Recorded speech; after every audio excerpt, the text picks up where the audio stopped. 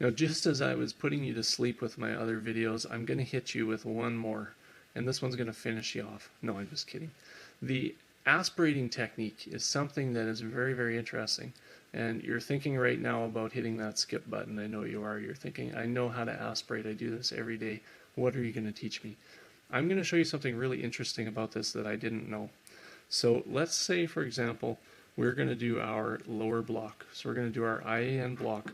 The way that we would normally aspirate is we enter in here, we contact our bone, we pull back on our plunger, and we see if we get any blood entering this carpule. If there's no blood entering this carpule, chances are we're not inside a vessel.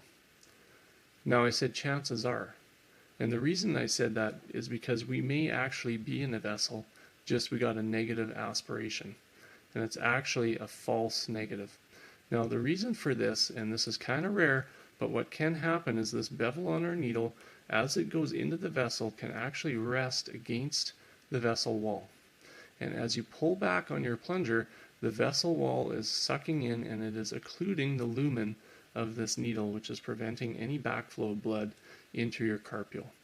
So you may aspirate thinking you're in the clear, and then you may deposit your anesthetic, and you're going to get an intravascular injection without even knowing it. So the way that we avoid this is to go in, we're going to contact bone, we're going to aspirate. If it's negative, chances are we're not in a vessel. Then what we're going to do is we are going to rotate our syringe slightly, and it doesn't matter how much here, but you want to just take the bevel of that needle and you want to move it off the vessel wall if it is potentially against there, and you want to aspirate a second time. When you do that, if it's negative, odds are good that you're no longer in a vessel or you aren't in a vessel, so you can deposit your anesthetic.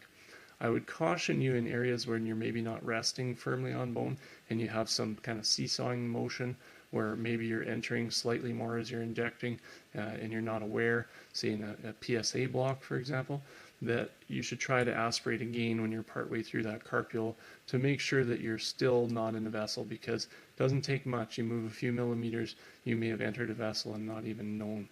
Okay, so this is a very interesting tip, I thought, something that I never considered until I learned about it, and hopefully now it's something that you will consider so that you can avoid these adverse reactions to anesthetics that we sometimes get from intravascular injections.